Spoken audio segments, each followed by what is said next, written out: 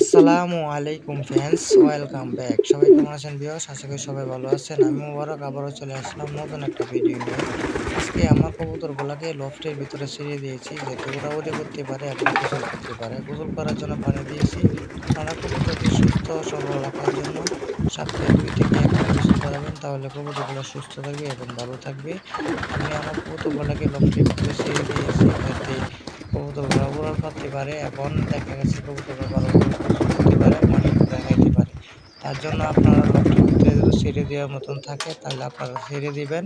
ছেড়ে দিয়ে কবুতরকে গোসল করাবেন। গোসল করিয়ে ভালো করে শুকিয়ে তারপর ওদেরকে লফটের ভিতরে বা পিঞ্জিরার ভিতরে উঠিয়ে দিবেন, তাহলে কবুতরগুলো সুস্থ থাকবে।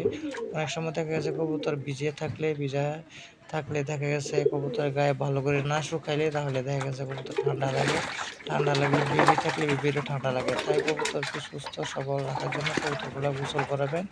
আমাদের চ্যানেলে